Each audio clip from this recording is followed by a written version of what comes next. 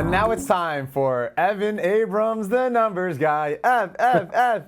Evan, what's up, my friend? I'm ready. I got 3 more games for you. You're going to tell me why I'm either leaning the right way or leaning the wrong way on this week 2 slate. I think I did pretty well last week. The Titans really screwed me over. But my first game for you is Seattle, which we just heard about Brandon Anderson liking the Seahawks against New England, about -3, juiced up, or 3.5 here. I think this is a great buy spot on Seattle. We saw New England, fresh off that win against Cincy, might be a little overvalued in the market. And then Seattle, their offense was puke-worthy bad against Denver. I think this is a great spot for this script to flip. I like Seattle, that is, to go into New England and win by over a field goal. What are your thoughts here?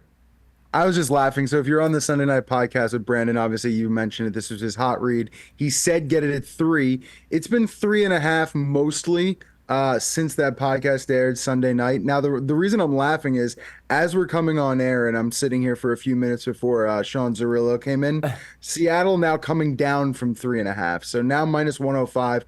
I think you're going to go back to 3.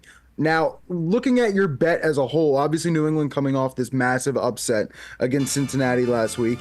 And I pulled this stat last year, and it came into fruition, and we'll use it again. So the Patriots won as 3+ point dogs last week. Now 3+ point dogs again this week. And the stat just isn't good there. There have been 35 teams that have tried to win back-to-back weeks as 3+ point dogs. Those teams are 6-29 straight up. And only one team's actually won that game since 2018. So the Patriots' spot to do it again a week later, not good. I think Seattle at 3 is the right number. And I think Seattle to win by 3 is the most likely outcome. So 3.5, I'm not a fan. I think at 3, it is the right number. The one piece of hold your nose is that Geno is 2-8 ATS as a favorite of 4 points or more. So hopefully that number doesn't go up. But I think at 3 you're comfortable. Okay, all right. I like the 3 here.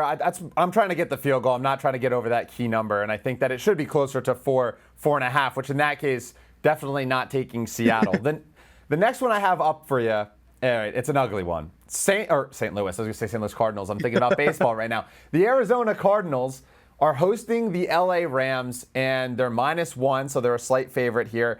I understand the defense is abysmal for Arizona, but I was really impressed with Kyler Murray, really impressed with the Cardinals offense as a whole, even with Marvin Harrison being an absolute ghost.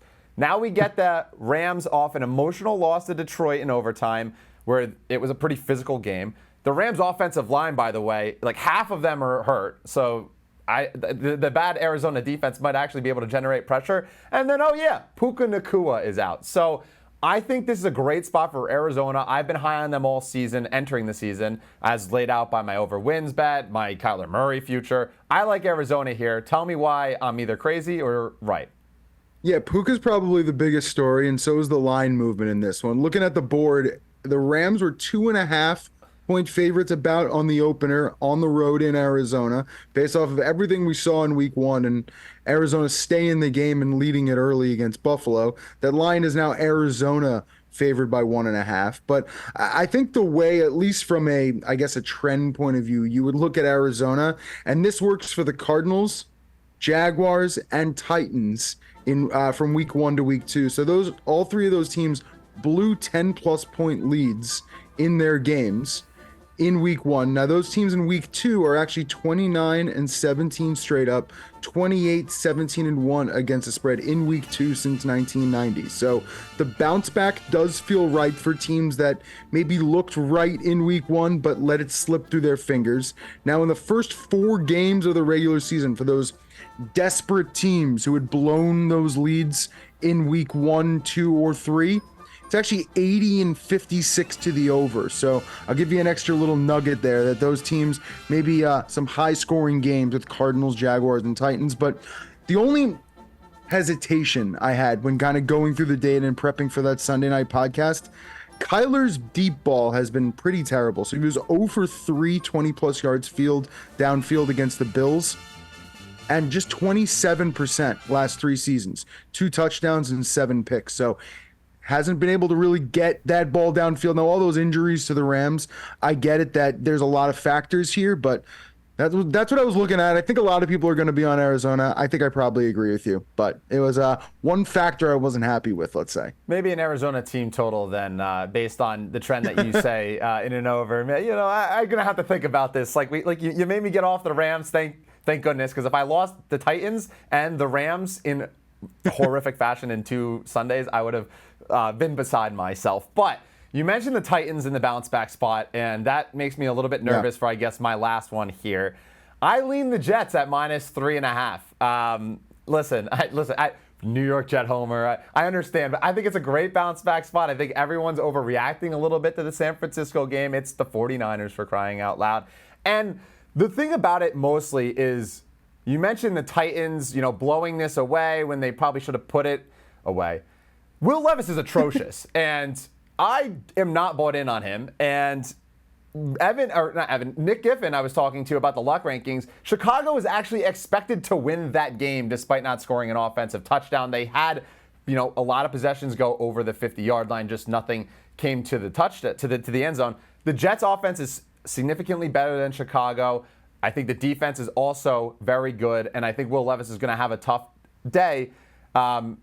Listen, Evan, you could crap all over me here. I'm assuming I'm wrong, but just feels like a good spot to buy on the Jets. I don't think they're going 0-2, and I think they win by a decent amount.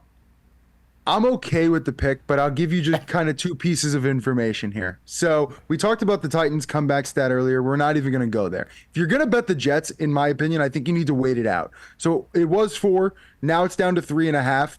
I think you want to see if it gets to that 3 number as well.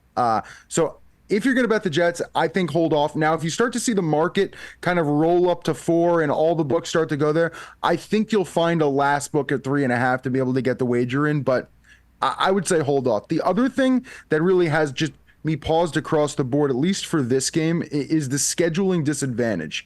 And this is kind of a wild one. So the Jets are obviously off of a Monday Night Football game in San Francisco, now have to go cross country to play on the road again against the Titans. So they're the 3rd team since 1990 to begin their season playing on Monday Night Football on the road and have to play on the road again in week 2.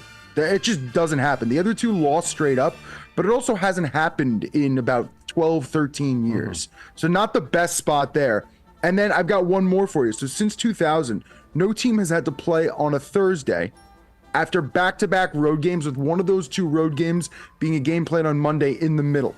So the Jets now at San Francisco, then week 2 at Tennessee, then they've got to play a short week next week at home on week 3 against the Patriots. So the scheduling snafu for the Jets isn't exactly a great spot. So I think Tennessee's 4 is a favorite number of mine, let's call it, in the week.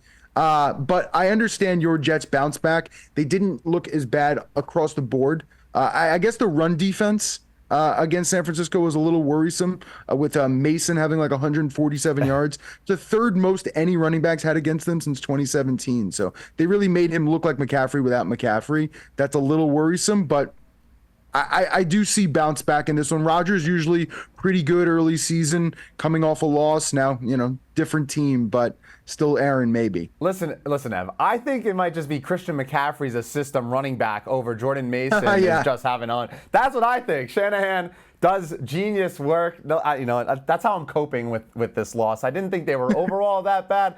I like the bounce back spot.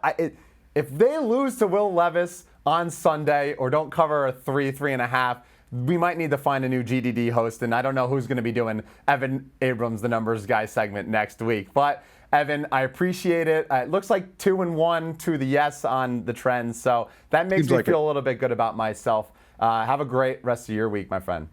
If I have to host alone next week, I'll do my own segment. It's fine. We'll figure it out.